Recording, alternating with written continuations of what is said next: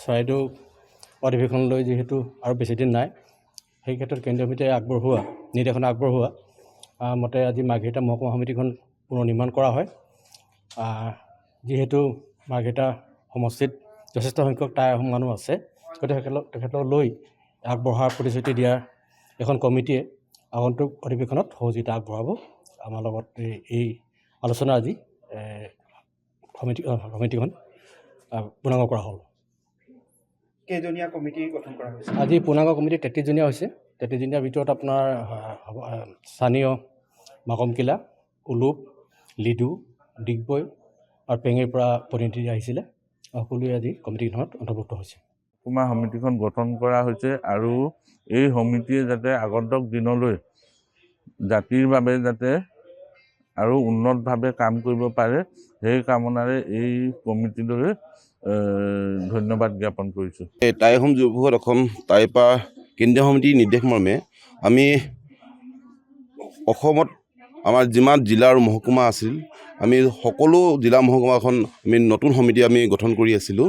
আজি সেই মৰ্মে আজি মাৰ্ঘেৰিটা মহকুমা সমিতিখন আমি আজি নৱীকৰণ কৰা হ'ল আৰু খুব আশাবাদী আৰু খুব আমি উৎসাহী এই নতুন সমিতিখনে আমাৰ ৰাইজৰ স্বাৰ্থত বা জাতিটোৰ স্বাৰ্থত বা দেশৰ স্বাৰ্থত তেওঁলোকে মান পাতি যাব। আগন্তুক দিনত তেওঁলোকৰ নাম উজ্বলাবলৈ সক্ষম হওক।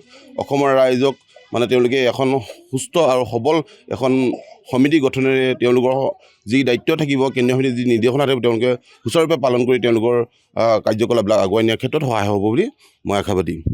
চৰাইদেউ অধিৱেশনলৈ যিহেতু আৰু বেছিদিন নাই, সেই ক্ষেত্ৰত কেন্দ্ৰীয় সমিতিয়ে নিৰ্দেশনা আগবঢ়োৱা মতে আজি মাৰ্ঘেৰিটা মহকুমা সমিতিখন পুনৰ নিৰ্মাণ কৰা হয়। যিহেতু মাৰ্ঘেৰিটা সমষ্টিত যথেষ্ট সংখ্যক টাই আহোম মানুহ আছে, গতিকে তেখেতক লৈ আগবঢ়াৰ প্ৰতিশ্ৰুতি দিয়াৰ এখন কমিটিয়ে আগন্তুক অধিৱেশনত সহযোগিতা আগবঢ়াব। আমাৰ লগত এই আলোচনা আজি সমিতিখন পূৰ্ণাংগ কৰা হ'ল। কেইজনীয়া কমিটি গঠন কৰা হৈছে? আজি পূৰ্ণাংগ কমিটি 33জনীয়া হৈছে। 33জনীয়াৰ ভিতৰত আপোনাৰ স্থানীয় মাকমকিলা, উলুপ, লিডু, ডিগবৈ আৰু পেঙেৰ পৰা প্ৰতিনিধি আহিছিলে। সকলোৱে আজি কমিটিখনত অন্তৰ্ভুক্ত হৈছে। মহকুমা সমিতিখন গঠন কৰা হৈছে আৰু এই সমিতিয়ে যাতে আগন্তুক দিনলৈ জাতিৰ বাবে যাতে আৰু উন্নতভাৱে কাম কৰিব পাৰে, সেই কামনাৰে এই কমিটিলৈ ধন্যবাদ জ্ঞাপন কৰিছোঁ।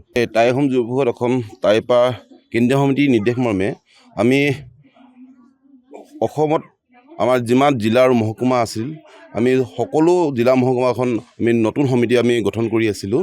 আজি সেই মৰ্মে আজি মাৰ্ঘেৰিটা মহকুমা সমিতিখন আমি আজি নৱীকৰণ কৰা হ'ল আৰু খুব আশাবাদী আৰু খুব আমি উৎসাহী এই নতুন সমিতিখনে আমাৰ ৰাইজৰ স্বাৰ্থত বা জাতিটোৰ স্বাৰ্থত বা দেশৰ স্বাৰ্থত তেওঁলোকে মান পাতি যাব। আগন্তুক দিনত তেওঁলোকৰ নাম উজ্বলাবলৈ সক্ষম হওক। অসমৰ ৰাইজক তেওঁলোকে এখন সুস্থ আৰু সবল এখন সমিতি গঠনেৰে তেওঁলোকৰ যি দায়িত্ব থাকিব, কেন্দ্ৰীয় সমিতিৰ যি নিৰ্দেশনা থাকিব, তেওঁলোকে সুচাৰুৰূপে পালন কৰি তেওঁলোকৰ কাৰ্যকলাপবিলাক আগুৱাই নিয়াৰ ক্ষেত্ৰত সহায় হ'ব বুলি মই আশাবাদী।